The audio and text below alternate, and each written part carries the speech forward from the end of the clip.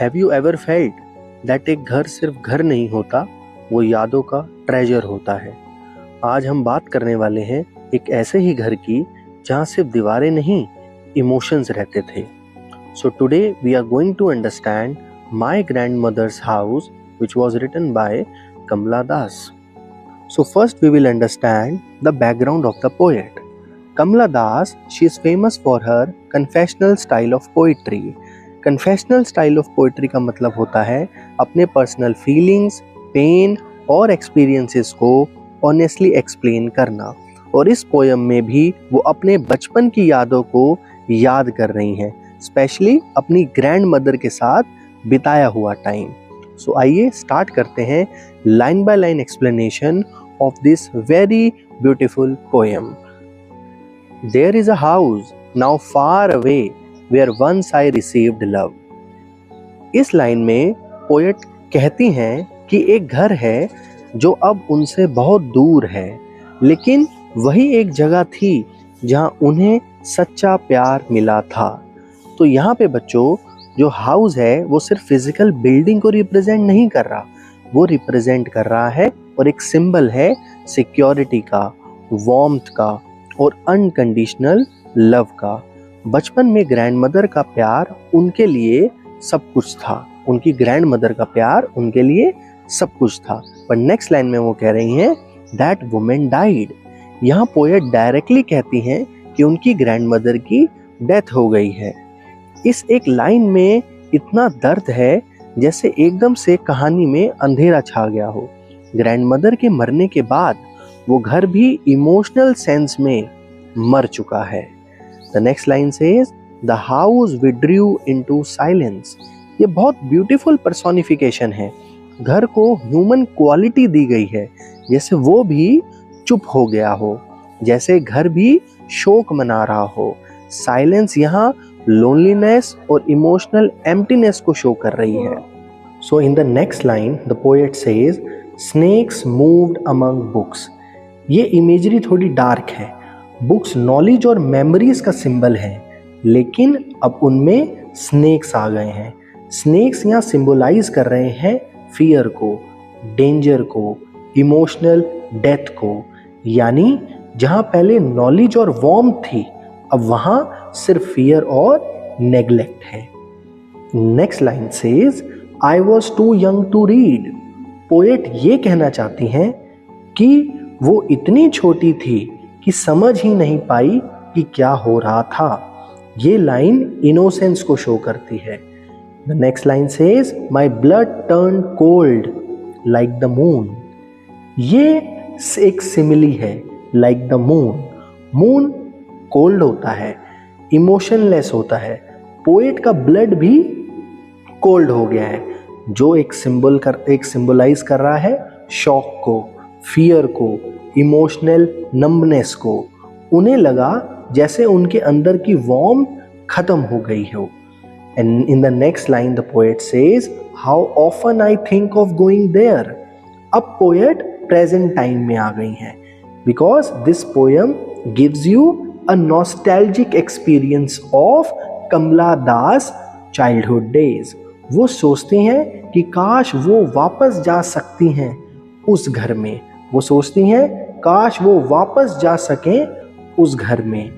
ये एक nostalgic experience है। Why she wants to go there? So in the next line, to peer through blind eyes of windows। Windows को blind eyes कहा गया है। Again ये एक पर्सोनिफिकेशन है। विंडोज अब अंधी हो गई हैं। इसका मतलब घर में अब कोई लाइफ नहीं है, यहाँ कोई देखने वाला नहीं है, कोई किसी का वेट करने वाला नहीं है। ये एक खाली घर है।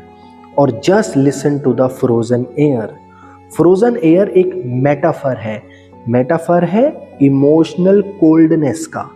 एयर नॉर्मली लाइफ का सिंबल है, लेकिन इस पोयम में वो भी फ्रोजन है।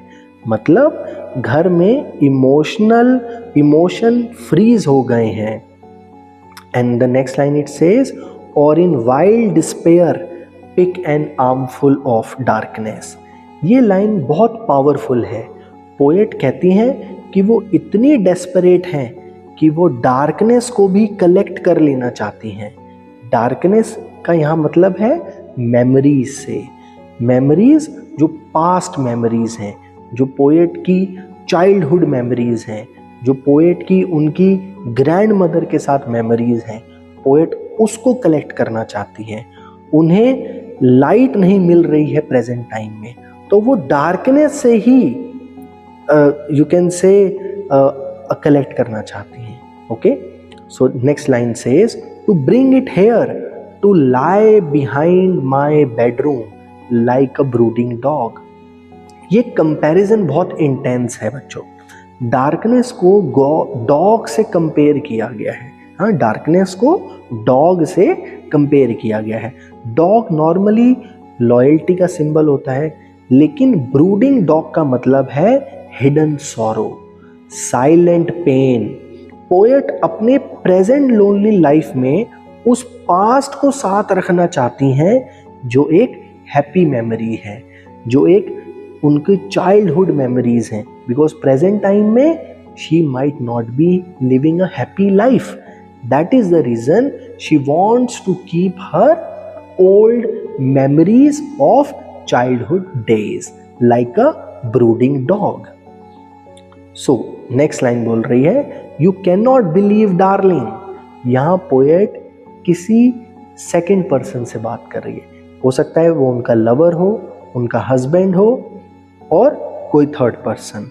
वो उनसे कह रही हैं तुम समझ नहीं सकते कि मैं कैसे प्यार के बिना जी रही हूँ, है ना। You can not believe darling I live in such a house now. हाँ, सो अब कॉन्ट्रास्ट है। वो कह रही हैं कि अब वो एक ऐसे घर में रहती हैं जहाँ लव नहीं है, जहाँ इमोशंस नहीं है, जहाँ इमोशनल कनेक्शन नहीं है। ठीक है, सो ये उनकी प्रेजेंट सफरिंग, प्रेजेंट लोनलीनेस को दिखाता है। Is that clear? So now in the next line she says कि I have lost my way and beg now at strangers door to receive love. यह सबसे पेनफुल लाइन है poem की। जो love उन्हें बचपन में इजीली मिलता था उनकी ग्रैंड मदर से, अब वो स्ट्रेंजर से मांगना पड़ रहा है उन्हें, डोर टू डोर जाके। And she is begging for love. It means, it shows कि वो इमोशनल एम्प्टीनेस फील कर रही हैं, lack of affection in the marriage, deep loneliness. इन सब चीज़ों को जो हमारी पोएटस है वो एक्सपीरियंस कर रही है।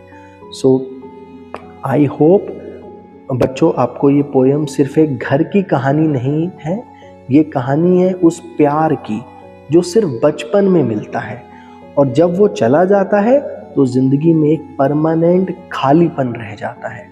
कमला दास हमें यह सिखाना चाहती हैं कि घर दीवारों से नहीं बनता, घर बनता है प्यार से।